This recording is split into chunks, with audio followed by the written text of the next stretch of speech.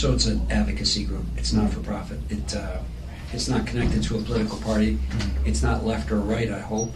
And it's entirely focused on public policy from a centrist point of view. And I think we give voice to those who have things on their mind, but also to those who have good ideas. So we've developed, you may have seen, 3 big pieces so far. One on energy, one on education, one on the budget. I've got one coming on transparency, and we have probably 2 or 3 more after that. These are big ideas and set, if you will, a different strategic direction for the state. We thought, particularly I thought, that 2007, 2008 marked kind of a big curtain came down. That was then and this is now, and now is not as good as then was. And public policy that doesn't change to reflect the world around it is public policy that inevitably turns mean to the very people it's for, which I think is what's largely happening. What we've tried to do is focus on issues that are, we think, at the heart of who Vermonters think we are.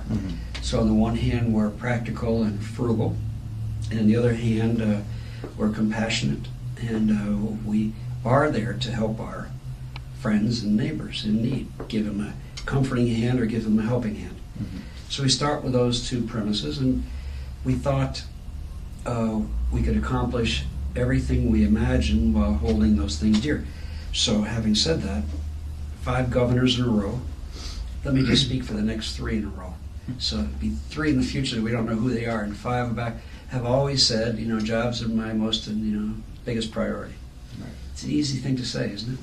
It's kind of a general thing. Jobs come from roofs usually. Pump land on the table. There's a job for you. Not exactly. Best time to think about building an economy was yesterday. Next best is today. And if you're not going to do it today, then do it tomorrow. We have terrible demographics in the state. It's hard to blame a single thing on for that, but this one of the few states with this kind of population growth, which is to say 0 to slightly negative.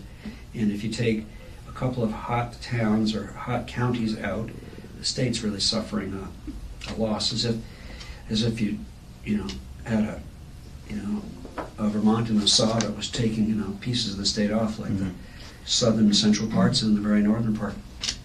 And then on top of that, that in the demographics, the part that where we shine, the number of 65-plus-year-olds as a percentage of the population, top 10.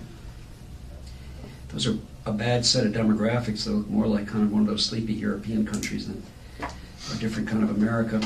And if we imagine creating a vibrant, dynamic economy, then we could start imagining a different kind of set of demographics, but also refilling commercial centers. It'd be nice to have a busier Bennington, or a busier Brattleboro, or a busier Rutland, for gosh sakes. Yeah. So we'd look at things through the prism of, keeping in mind those twin goals of having, compassionate, comforting, helping hand, but also having a practical and frugal side to us, and wanting to create or set the stage for a very dynamic economy.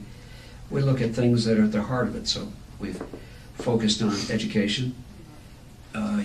For the money we spend, we ought to have not simply among the best in America, we ought to have among the best in the world. We ought to set our sights a lot higher. We ought to have a pre-K. We think the money is there. It simply needs to be reallocated. And by the way, we could actually pay teachers a fair wage. So where would you reallocate from, though?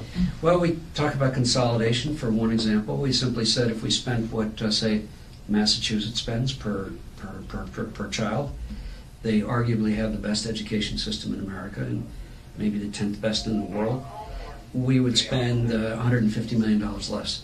If we imagine starting in 2000 that our total, if you will, spending for education would grow at a rate of, say, 7% instead of the 8%, that would be about $150 million.